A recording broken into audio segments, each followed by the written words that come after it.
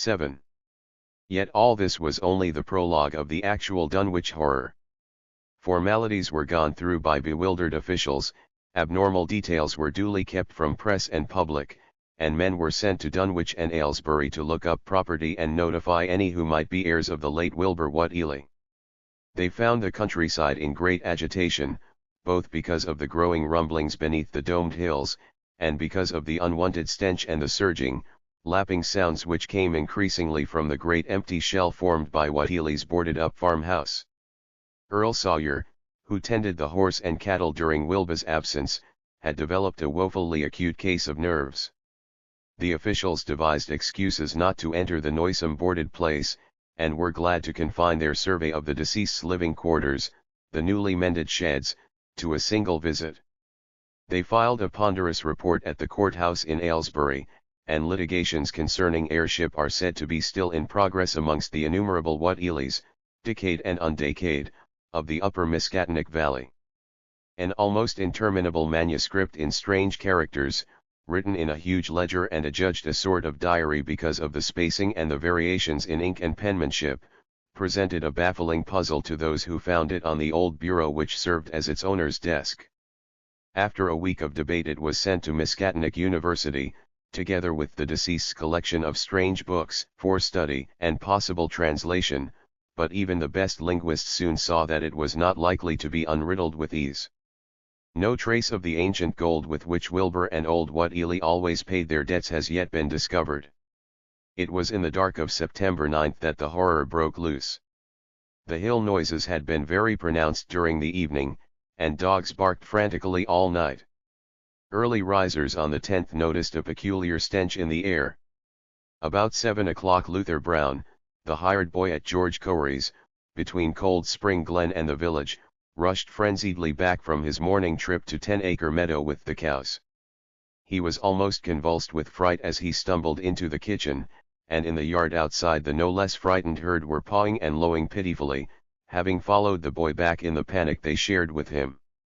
Between gasps Luther tried to stammer out his tale to Mrs. Corey. "Up dar in the rud beyond the glen, Miss Corey they suthin ben dar. It smells like thunder, and all the bushes and little trees is pushed back from the rud like they'd a span moved along of it. And that ain't the wust, nuther. They's prints in the rud, Miss Corey, great round prints as big as barrel heads, all sunk down deep like a elephant had been along, only they's a sight more nor 4 feet could make. I looked at 1 or 2 afore I run, and I see every one was covered with lines spread in and out from one place, like as if big palm leaf fans twicked or 3 times as big as any they is head of ben bunded down into the rud. And the smell was awful, like what it is around Wizard Whateley's old house." Here he faltered, and seemed to shiver afresh with the fright that had sent him flying home. Mrs. Corey, unable to extract more information, began telephoning the neighbors, thus starting on its rounds the overture of panic that heralded the major terrors. When she got Sally Sawyer, housekeeper at Seth Bishop's, the nearest place to Whateley's, it became her turn to listen instead of transmit, for Sally's boy Chauncey, who slept poorly, had been up on the hill toward Whateley's, and had dashed back in terror after one look at the place, and at the pasturage where Mr. Bishop's cows had been left out all night. "Yes, Miss Corey," came Sally's tremulous voice over the party wire, "Chauncey he just come back a post in, and couldn't half talk for bein' scared. He says old Whateley's house is all blowed up, with the timbers scattered round like they'd been dynamite inside, only the bottom floor ain't through, but is all covered with a kind o' tar-like stuff that smells awful and drips down offen the edges onto the ground where the side timbers is blowed away. And they's awful kinder marks in the yard, 2 great round marks bigger round than a hogshead, and all sticky with stuff like is on the blowed up house. Chauncey he says they leads off into the medders, wore a great swath wider and a barn is matted down, and all the stun walls tumbled every which way wherever it goes. And he says he, Miss Corey, as how he sought to look for Seth's cows, fright easy he was, and found 'em in the upper pasture nigh the devil's hop yard in an awful shape. Half on 'em's clean gone, and nigh half o' them that's left is sucked most dry o' blood, with sores on 'em like they spen on Whateley's cattle ever since Lavinia's black brat was born. Seth he's gone out nao to look at 'em, though I'll veo he won't take care ter get very nigh wizard Whateley's. Chauncey didn't look careful ter see wore the big matted down swath led arter it left the pasturage, but he says he thinks it peeant towards the glen road to the village. I tell ye, Miss Corey, they suthin abroad as hadn't orter be abroad, and I for one think that black Wilbur Whateley, as come to the bad end he desarved, is at the bottom of the breedin' of it. He want all human hisself, I allo says to everybody, and I think he and ol' Whateley must a raised suthin in that there nailed up his as ain't even so human as he was. They allo's ben unseen things around Dunwich live in things as ain't human and ain't good for human folks. The groan was a talkin' last night, and towards mornin' Chauncey he heard the whippoorwill so loud in col Spring Glen he couldn't sleep none. Then he thought he heard another faint like sound over towards Wizard Whateley's a kinder rippin' or tearin' o' wood, like some big box or crate was bane opened fur off. What with this and that, he didn't get to sleep at all till sunup, and no sooner was he up this mornin', but he's got to go over to Whateley's and see what's the matter. He see enough, I tell ye, Miss Corey. This don't mean no good, and I think as all the men folks ought to get up a party and do suthin'. I know suthin' awful's about, and feel my time is nigh, though only God knows just what it is. Did your Luther take a count o' wore them big tracks led to? No. Wall, Miss Corey, if they was on the glen road this side o' the glen, and ain't got to your house yet, I calc'late they must go into the glen itself. They would do that. I allo says col Spring Glen ain't no healthy nor decent place. The whippoorwills and fireflies there never did act like they was creators o' God, and they's them as says ye can hear strange things a rushin' and a talkin' in the air down there if ye stand in the right place, atween the rock falls and Bears Denmark.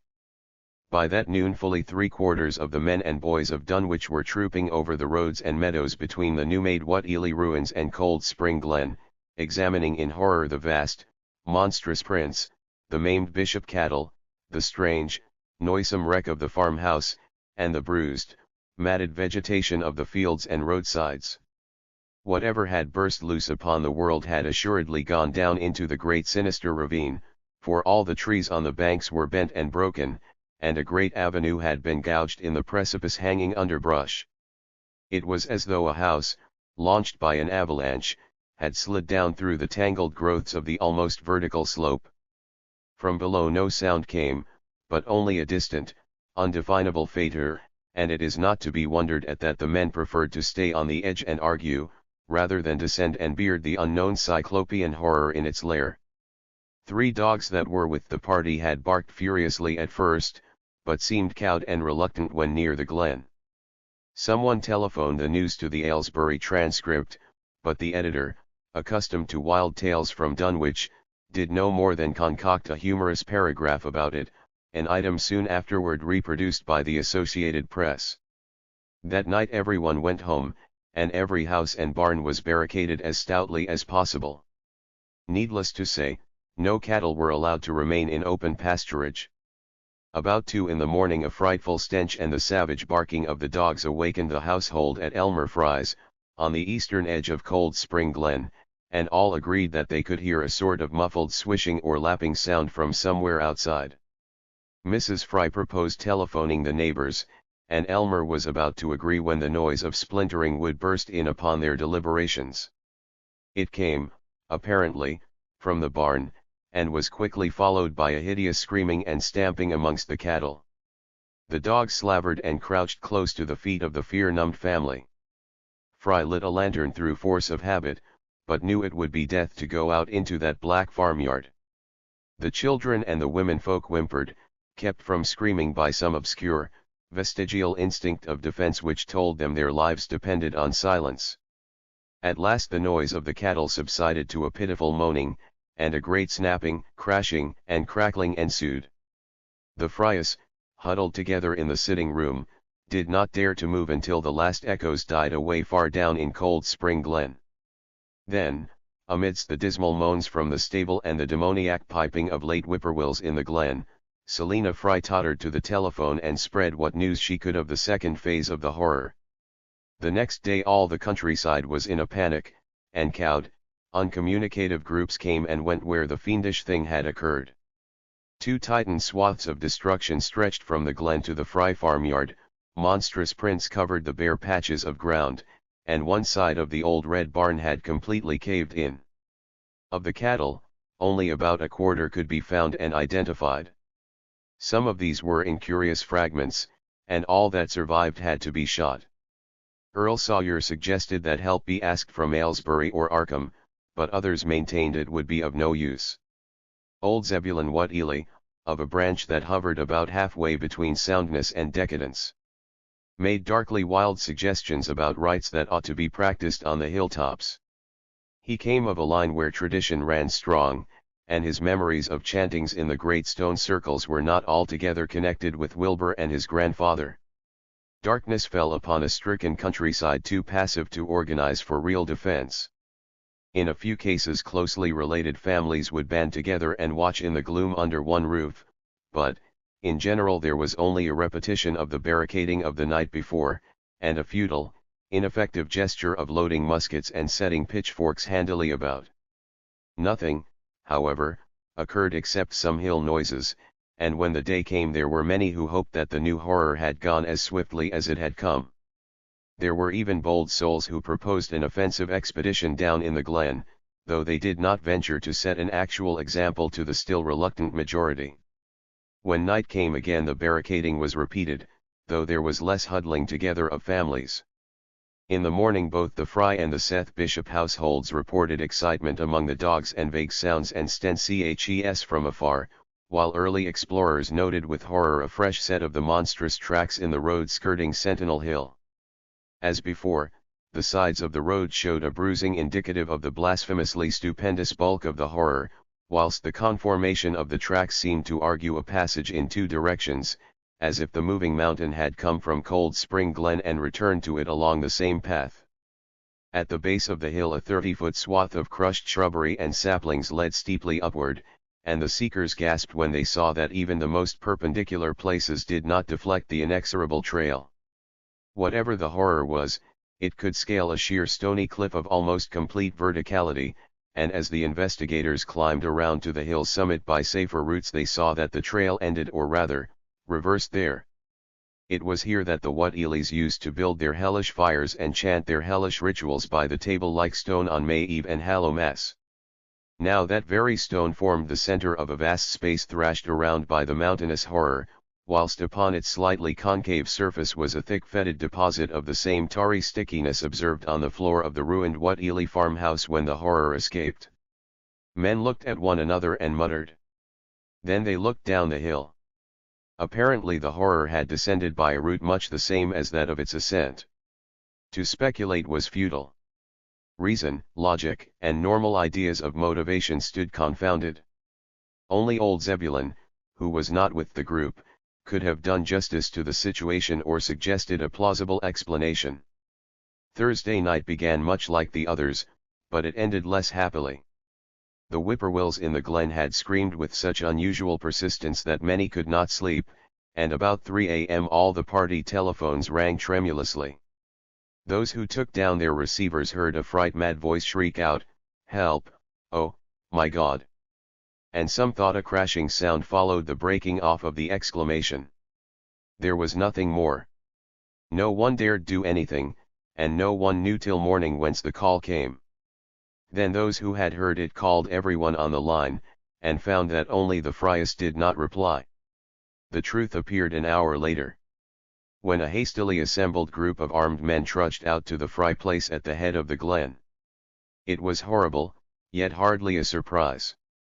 There were more swaths and monstrous prints, but there was no longer any house.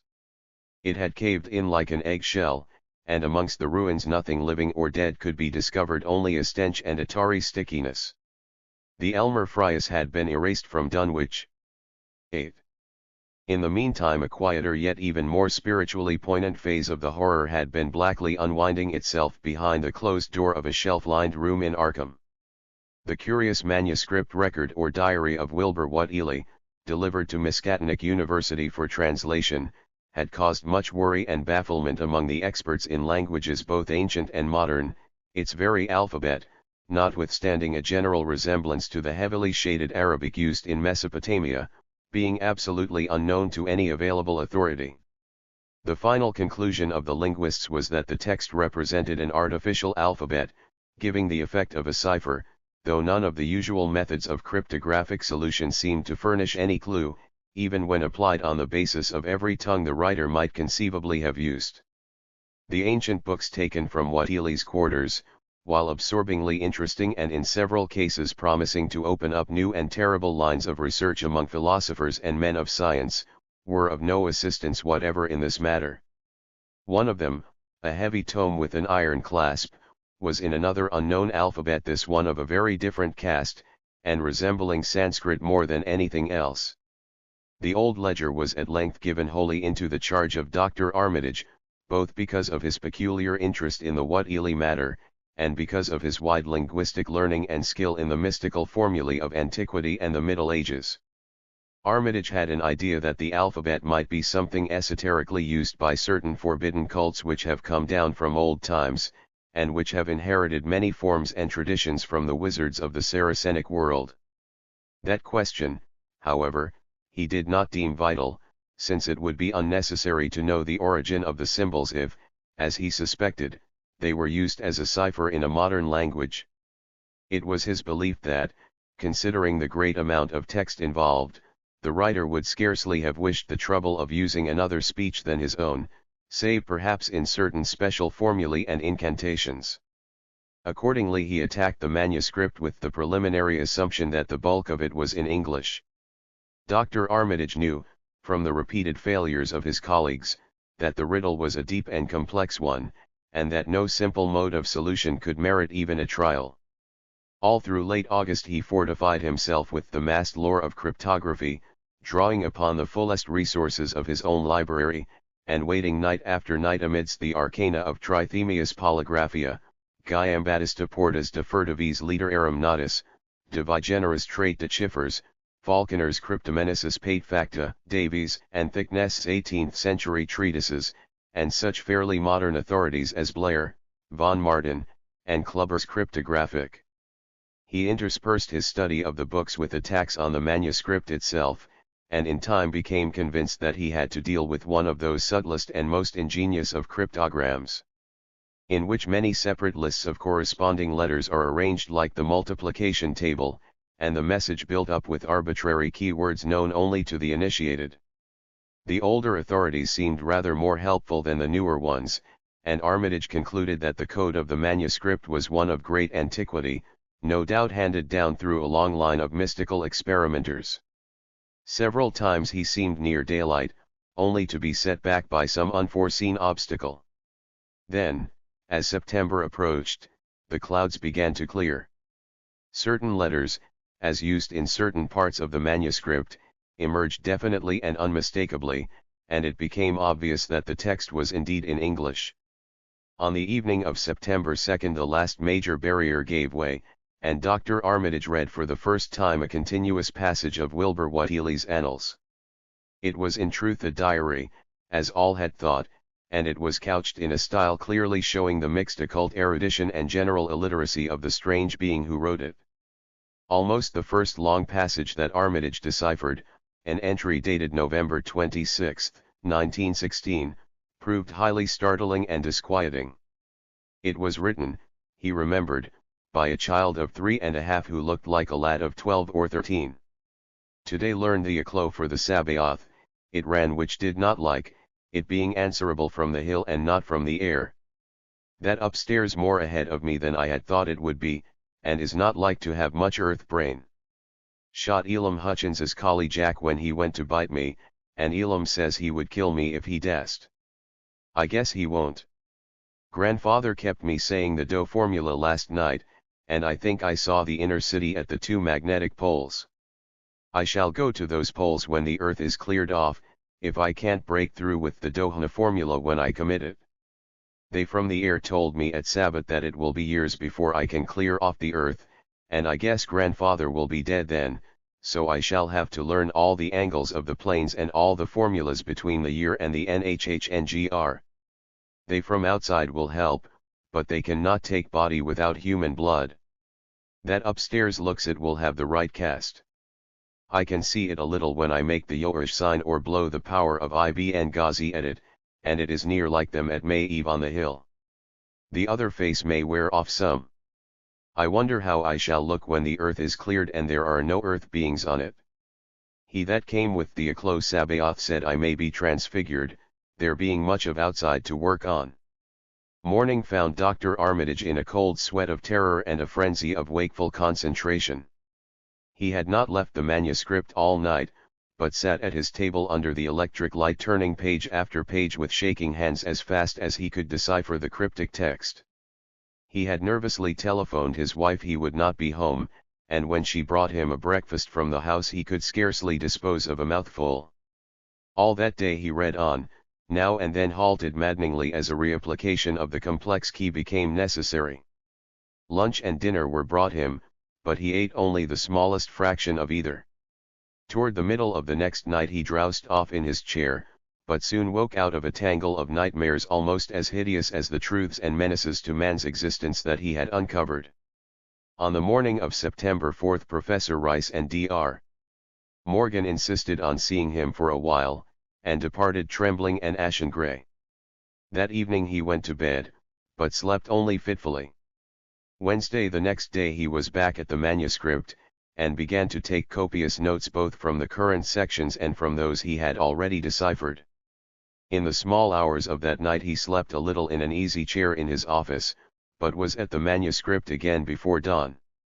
Some time before noon his physician, Dr. Hartwell, called to see him and insisted that he cease work. He refused, intimating that it was of the most vital importance for him to complete the reading of the diary, and promising an explanation in due course of time. That evening, just as twilight fell, he finished his terrible perusal and sank back exhausted. His wife, bringing his dinner, found him in a half-comatose state, but he was conscious enough to warn her off with a sharp cry when he saw her eyes wander toward the notes he had taken. Weakly rising, he gathered up the scribbled papers and sealed them all in a great envelope, which he immediately placed in his inside coat pocket. He had sufficient strength to get home, but was so clearly in need of medical aid that Dr. Hartwell was summoned at once. As the doctor put him to bed he could only mutter over and over again, "But what, in God's name, can we do?" Dr. Armitage slept, but was partly delirious the next day. He made no explanations to Hartwell, but in his calmer moments spoke of the imperative need of a long conference with Rice and Morgan. His wilder wanderings were very startling indeed, including frantic appeals that something in a boarded-up farmhouse be destroyed, and fantastic references to some plan for the extirpation of the entire human race and all animal and vegetable life from the earth by some terrible elder race of beings from another dimension. He would shout that the world was in danger, since the elder things wished to strip it and drag it away from the solar system and cosmos of matter into some other plane or phase of entity from which it had once fallen, vigintillions of eons ago. At other times he would call for the dreaded Necronomicon and the Demonolatria of Remigius, in which he seemed hopeful of finding some formula to check the peril he conjured up. Stop them," he would shout. "Those Whateleys meant to let them in, and the worst of all is left. Tell Rice and Morgan we must do something, it's a blind business, but I know how to make the powder. It hasn't been fed since the 2nd of August, when Wilbur came here to his death, and at that rate." But Armitage had a sound physique despite his 73 years, and slept off his disorder that night without developing any real fever. He woke late Friday, clear of head, though sober, with a gnawing fear and tremendous sense of responsibility. Saturday afternoon he felt able to go over to the library and summon Rice and Morgan for a conference, and the rest of that day and evening the three men tortured their brains in the wildest speculation and the most desperate debate. Strange and terrible books were drawn voluminously from the stack shelves and from secure places of storage, and diagrams and formulae were copied with feverish haste and in bewildering abundance. Of skepticism there was none. All three had seen the body of Wilbur Whateley as it lay on the floor in a room of that very building. And after that not one of them could feel even slightly inclined to treat the diary as a madman's raving. Opinions were divided as to notifying the Massachusetts State Police, and the negative finally won. There were things involved which simply could not be believed by those who had not seen a sample, as indeed was made clear during certain subsequent investigations. Late at night the conference disbanded without having developed a definite plan, but all day Sunday Armitage was busy comparing formulae and mixing chemicals obtained from the college laboratory. The more he reflected on the hellish diary, the more he was inclined to doubt the efficacy of any material agent in stamping out the entity which Wilbur Whateley had left behind him, the earth-threatening entity which, unknown to him, was to burst forth in a few hours and become the memorable Dunwich Horror. Monday was a repetition of Sunday with Dr. Armitage, for the task in hand required an infinity of research and experiment. Further consultations of the monstrous diary brought about various changes of plan, and he knew that even in the end a large amount of uncertainty must remain. By Tuesday he had a definite line of action mapped out, and believed he would try a trip to Dunwich within a week. Then, on Wednesday, the great shock came. Tucked obscurely away in a corner of the Arkham Advertiser was a facetious little item from the Associated Press, telling what a record-breaking monster the bootleg whiskey of Dunwich had raised up. Armitage, half stunned, could only telephone for Rice and Morgan. Far into the night they discussed, and the next day was a whirlwind of preparation on the part of them all. Armitage knew he would be meddling with terrible powers, yet saw that there was no other way to annul the deeper and more malign meddling which others had done before him. 9. Friday morning Armitage, Rice, and Morgan set out by motor for Dunwich, arriving at the village about 1 in the afternoon. The day was pleasant, but even in the brightest sunlight a kind of quiet dread and portent seemed to hover about the strangely domed hills and the deep, shadowy ravines of the stricken region. Now and then on some mountain top a gaunt circle of stones could be glimpsed against the sky. From the air of hushed fright at Osborne's store they knew something hideous had happened, and soon learned of the annihilation of the Elmer Fry house and family. Throughout that afternoon they rode around Dunwich, questioning the natives concerning all that had occurred, and seeing for themselves with rising pangs of horror the drear Fry ruins with their lingering traces of the tarry stickiness, the blasphemous tracks in the Fry yard, the wounded Seth Bishop cattle, and the enormous swaths of disturbed vegetation in various places. The trail up and down Sentinel Hill seemed to Armitage of almost cataclysmic significance, and he looked long at the sinister altar-like stone on the summit. At length the visitors, apprised of a party of state police which had come from Aylesbury that morning in response to the first telephone reports of the Fry tragedy, decided to seek out the officers and compare notes as far as practicable. This, however, they found more easily planned than performed, since no sign of the party could be found in any direction. There had been 5 of them in a car, but now the car stood empty near the ruins in the Fry yard. The natives, all of whom had talked with the policeman, seemed at first as perplexed as Armitage and his companions. Then old Sam Hutchins thought of something and turned pale, nudging Fred far and pointing to the dank, deep hollow that yawned close by. "God," he gasped, "I tell'd em not ter go down into the glen, and I never thought nobody'd do it with them tracks and that smell and the whippoorwills a screechin' down thar in the dark o' noonday." A cold shudder ran through natives and visitors alike, and every ear seemed strained in a kind of instinctive, unconscious listening. Armitage, now that he had actually come upon the horror and its monstrous work, trembled with the responsibility he felt to be his. Night would soon fall, and it was then that the mountainous blasphemy lumbered upon its eldritch course. Negodium perambulans in tenebris.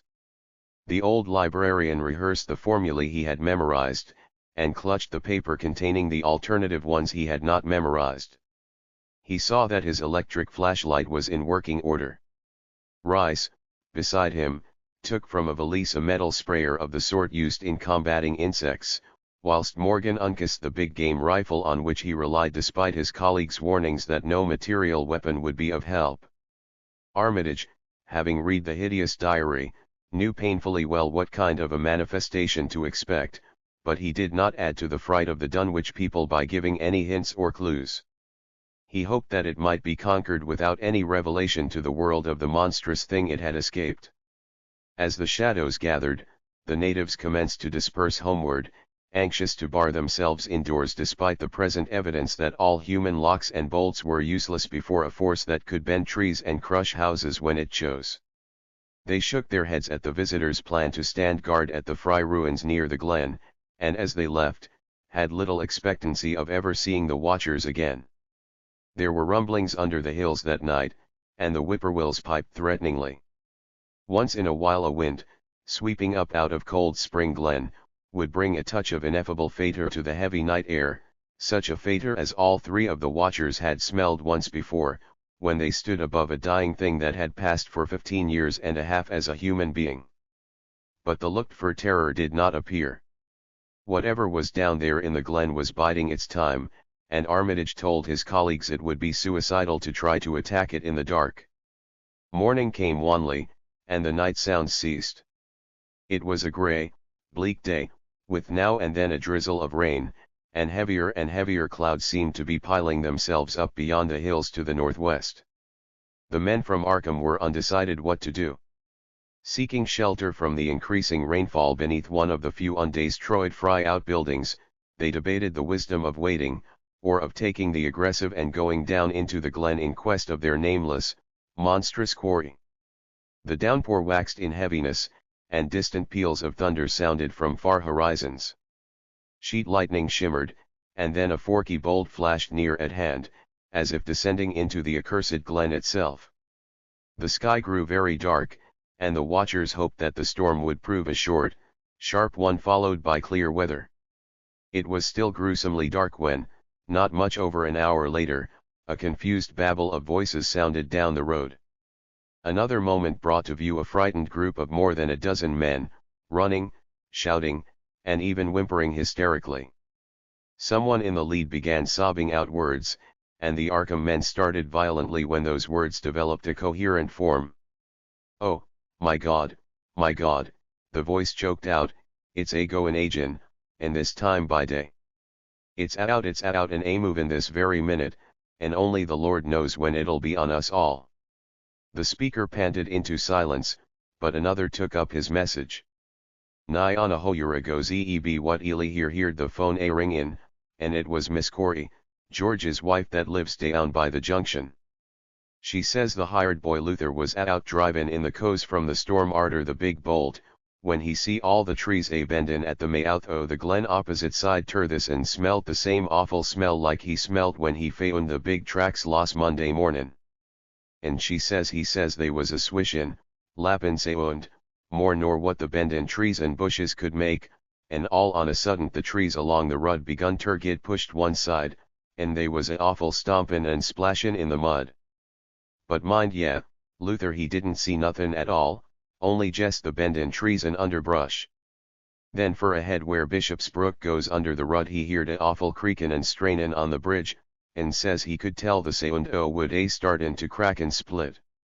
And all the whiles he never see a thing, only them trees and bushes a bendin'. And when the swishin' sound got very fur off on the rud towards Wizard Whateley's and Sentinel Hill Luther he had the guts ter step up where he'd heerd it fust and look at the ground.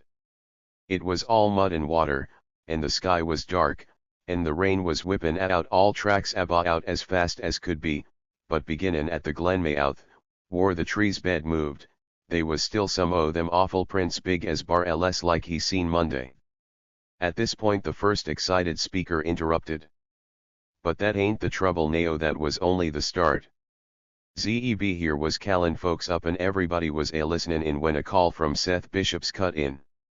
His housekeeper Sally was carryin' on fit ter kill, she jest seed the trees a bendin' beside the rud, and says they was a kind o' mushy sound, like a elephant puffin' and treadin', a headin' fer the hus. Then she up and spoke suddent of a fearful smell, and says her boy Chauncey was a screamin' as how it was jest like what he smelled up to the Whateley rewinds Monday mornin'. And the dogs was all barkin' and whinin' awful. And then she let out a terrible yell, and says the shed down the rud had jest caved in like the storm had blowed it over, only the wind want strong enough to do that. Everybody was a listenin', and ye could hear lots o' folks on the wire a gaspin'. All to Unc Sally she yelled agin, and says the front yard picket fence bed jest crumpled up, though they want no sign o' what done it. Then everybody on the line could hear Chauncey and ol' Seth Bishop a yellin', too, and Sally was shriekin' out that suthin' heavy had struck the hus not lightnin' nor nothin', but suthin' heavy agin the front, that kep a launching itself agin, though ye couldn't see nothin' out the front winders. And then, lines of fright deepened on every face, and Armitage, shaken as he was, had barely poise enough to prompt the speaker. And then Sally she yelled out, "Oh help, the hus is a cavin' in," and on the wire we could hor a terrible crashin', and a hull flock o' screamin', jest like when Elmer Fry's place was took, only wuss. The man paused, and another of the crowd spoke. "That's all not a sound nor squeak over the phone arter that. Jest still like. We that heard it got out Fords and wagons and rounded up as many able-bodied men folks as we could get, at Corey's place, and come up here ter see what you thought best ter do. Not but what I think it's the Lord's judgment for our iniquities, that no mortal can ever set aside." Armitage saw that the time for positive action had come, and spoke decisively to the faltering group of frightened rustics. "We must follow it, boys." He made his voice as reassuring as possible. "I believe there's a chance of putting it out of business. You men know that those Whateleys were wizards. Well, this thing is a thing of wizardry, and must be put down by the same means.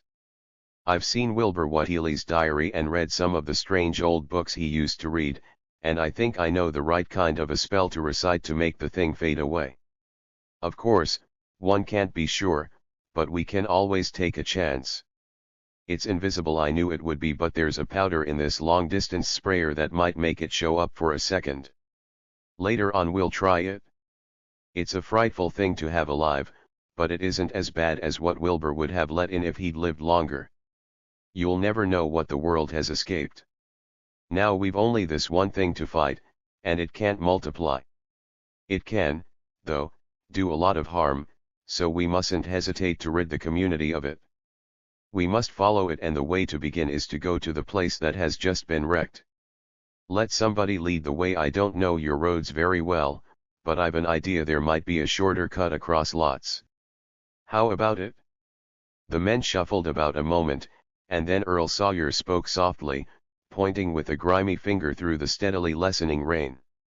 "I guess ye can get to Seth Bishop's quickest by cuttin' across the lower meadow here, wadin' the brook at the low place, and climbin' through Carrier's mowin' and the timber lot beyond. That comes out on the upper rud mighty nice. Seth's a leetle other side." Armitage, with Rice and Morgan, started to walk in the direction indicated, and most of the natives followed slowly. The sky was growing lighter, and there were signs that the storm had worn itself away. When Armitage inadvertently took a wrong direction, Joe Osborne warned him and walked ahead to show the right one. Courage and confidence were mounting, though the twilight of the almost perpendicular wooded hill which lay toward the end of their shortcut, and among whose fantastic ancient trees they had to scramble as if up a ladder, put these qualities to a severe test. At length they emerged on a muddy road to find the sun coming out. They were a little beyond the Seth Bishop place, but bent trees and hideously unmistakable tracks showed what had passed by. Only a few moments were consumed in surveying the ruins just around the bend. It was the Fry incident all over again, and nothing dead or living was found in either of the collapsed shells which had been the Bishop house and barn. No one cared to remain there amidst the stench and the tarry stickiness. But all turned instinctively to the line of horrible prints leading on toward the wrecked Whateley farmhouse and the altar-crowned slopes of Sentinel Hill. As the men passed the site of Wilbur Whateley's abode they shuddered visibly, and seemed again to mix hesitancy with their zeal. It was no joke tracking down something as big as a house that one could not see, but that had all the vicious malevolence of a demon. Opposite the base of Sentinel Hill the tracks left the road, and there was a fresh bending and matting visible along the broad swath marking the monster's former route to and from the summit. Armitage produced a pocket telescope of considerable power and scanned the steep green side of the hill. Then he handed the instrument to Morgan, whose sight was keener. After a moment of gazing, Morgan cried out sharply, passing the glass to Earl Sawyer and indicating a certain spot on the slope with his finger. Sawyer, as clumsy as most non-users of optical devices are, fumbled a while, but eventually focused the lenses with Armitage's aid. When he did so, his cry was less restrained than Morgan's had been. "God Almighty, the grass and bushes is a-movin'. It's a-goin' up slow like creepin' up ter the top this minute, heaven only knows what fer." Then the germ of panic seemed to spread among the seekers. It was one thing to chase the nameless entity, but quite another to find it. Spells might be all right, but suppose they weren't? Voices began questioning Armitage about what he knew of the thing, and no reply seemed quite to satisfy.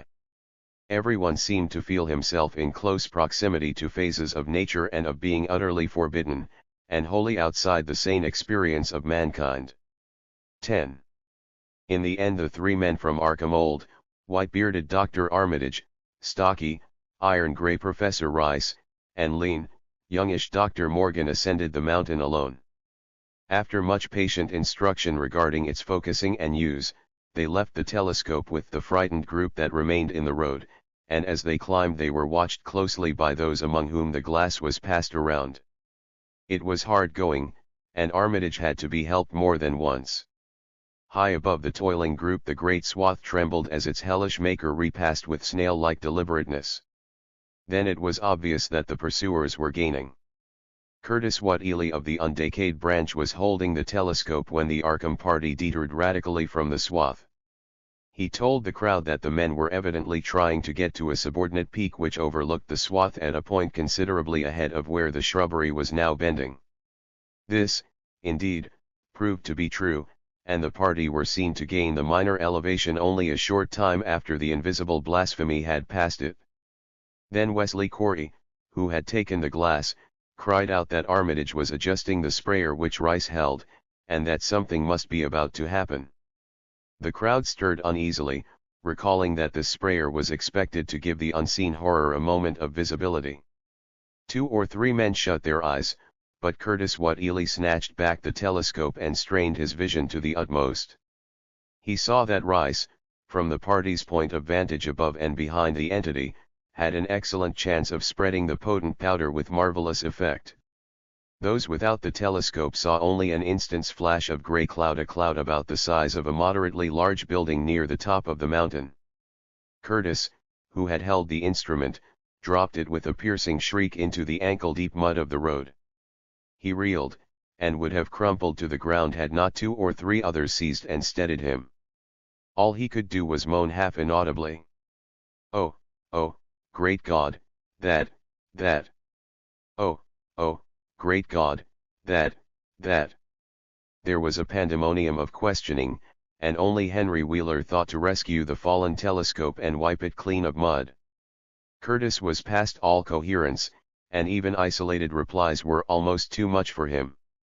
Bigger n a barn, all made o' squirmin' ropes, hull thing sort o' shaped like a hen's egg, bigger n anything, with dozens o' legs like hogsheads that half shut up when they step, nothin' solid about it all like jelly, and made o' separate wrigglin' ropes pushed close together, great bulgin' eyes all over it, 10 or 20 mouths or trunks a stickin' out all along the sides, big as stovepipes, and all a tossin' and openin' and shuttin', all grey, with kinder blue or purple rings, and God in heaven that half face on top. This final memory, whatever it was, proved too much for poor Curtis, and he collapsed completely before he could say more. Fred Farr and Will Hutchins carried him to the roadside and laid him on the damp grass. Henry Wheeler, trembling, turned the rescued telescope on the mountain to see what he might. Through the lenses were discernible 3 tiny figures, apparently running toward the summit as fast as the steep incline allowed. Only these, nothing more. Then everyone noticed a strangely unseasonable noise in the deep valley behind, and even in the underbrush of Sentinel Hill itself. It was the piping of unnumbered whippoorwills, and in their shrill chorus there seemed to lurk a note of tense and evil expectancy. Earl Sawyer now took the telescope and reported the three figures as standing on the topmost ridge, virtually level with the altar stone but at a considerable distance from it. One figure, he said, seemed to be raising its hands above its head at rhythmic intervals, and as Sawyer mentioned the circumstance, the crowd seemed to hear a faint, half-musical sound from the distance, as if a loud chant were accompanying the gestures. The weird silhouette on that remote peak must have been a spectacle of infinite grotesqueness and impressiveness, but no observer was in a mood for aesthetic appreciation. "I guess he's sayin' the spell," whispered Wheeler as he snatched back the telescope. The whippoorwills were piping wildly, and in a singularly curious irregular rhythm quite unlike that of the visible ritual. Suddenly the sunshine seemed to lessen without the intervention of any discernible cloud. It was a very peculiar phenomenon, and was plainly marked by all. A rumbling sound seemed brewing beneath the hills, mixed strangely with the concordant rumbling which clearly came from the sky. Lightning flashed aloft, and the wondering crowd looked in vain for the portents of storm. The chanting of the men from Arkham now became unmistakable, and Wheeler saw through the glass that they were all raising their arms in the rhythmic incantation. From some farmhouse far away came the frantic barking of dogs. The change in the quality of the daylight increased, and the crowd gazed about the horizon in wonder. A purplish darkness, born of nothing more than a spectral deepening of the sky's blue, pressed down upon the rumbling hills. Then the lightning flashed again, somewhat brighter than before, and the crowd fancied that it had showed a certain mistiness around the altar stone on the distant height. No one, however, had been using the telescope at that instant. The whippoorwills continued their irregular pulsation. And the men of Dunwich braced themselves tensely against some imponderable menace with which the atmosphere seemed surcharged. Without warning came those deep, cracked, raucous vocal sounds which will never leave the memory of the stricken group who heard them. Not from any human throat were they born, for the organs of man can yield no such acoustic perversions. Rather would one have said they came from the pit itself, had not their source been so unmistakably the altar stone on the peak. It is almost erroneous to call them sounds at all, since so much of their ghastly, infra-bass timbre spoke to dim seats of consciousness and terror far subtler than the ear, yet one must do so, since their form was indisputably though vaguely that of half-articulate words. They were loud as the rumblings and the thunder above which they echoed, yet did they come from no visible being.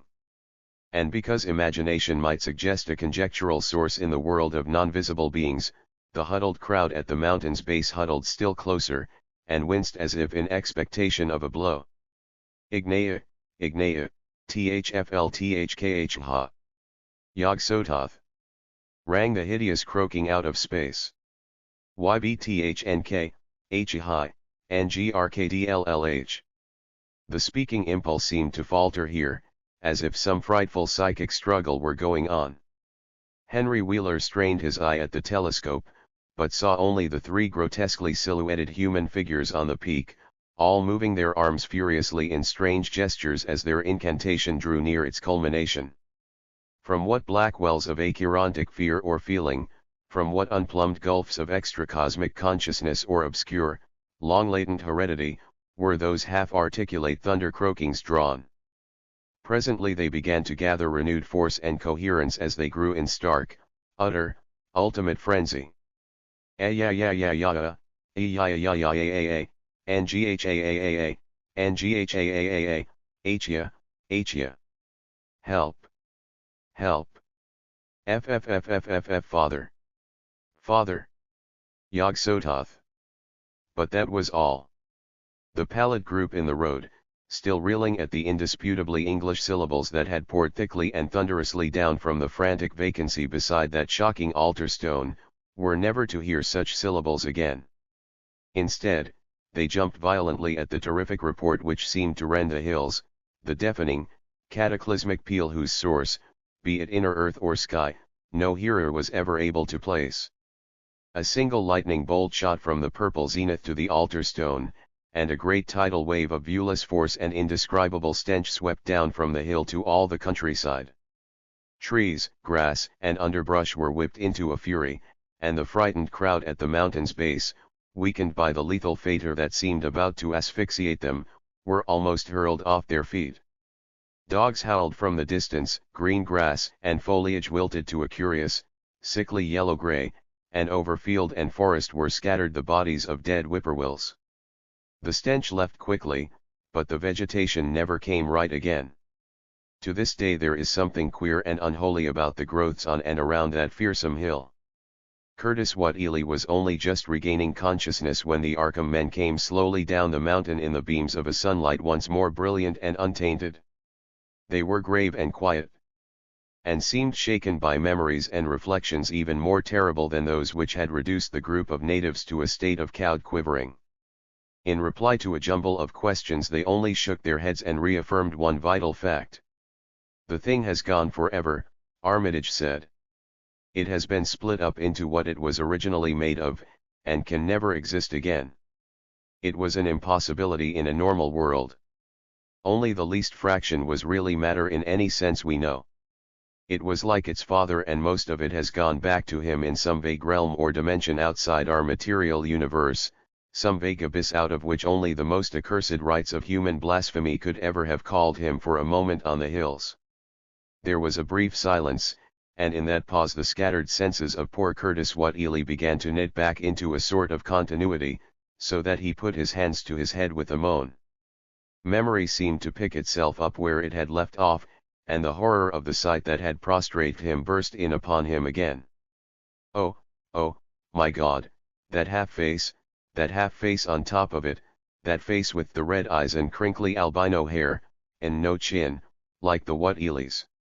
It was a octopus, centipede, spider kind o' thing, but they was a half-shaped man's face on top of it, and it looked like Wizard Whateley's, only it was yards and yards across. He paused exhausted, as the whole group of natives stared in a bewilderment not quite crystallized into fresh terror. Only old Zebulon Whateley, who wanderingly remembered ancient things but who had been silent heretofore, spoke aloud. 15 year gone, he rambled, I heerd ol' Whateley say as how some day we'd hear a child o' Lavinia say callin' its father's name on the top o' Sentinel Hill. But Joe Osborne interrupted him to question the Arkham men anew. What was it, anyhow, and however did young Wizard Whateley call it out o' the air it come from? Armitage chose his words carefully. It was mostly a kind of force that doesn't belong in our part of space, a kind of force that acts and grows and shapes itself by other laws than those of our sort of nature. We have no business calling in such things from outside, and only very wicked people and very wicked cults ever try to.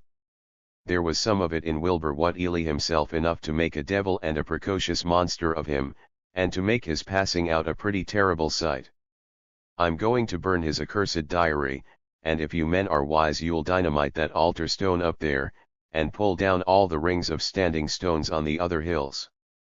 Things like that brought down the beings those Whateleys were so fond of, the beings they were going to let intangibly to wipe out the human race and drag the earth off to some nameless place for some nameless purpose. But as to this thing we've just sent back, the Whateleys raised it for a terrible part in the doings that were to come. It grew fast and big from the same reason that Wilbur grew fast and big, but it beat him because it had a greater share of the outsideness in it. You needn't ask how Wilbur called it out of the air. He didn't call it out. It was his twin brother, but it looked more like the father than he did.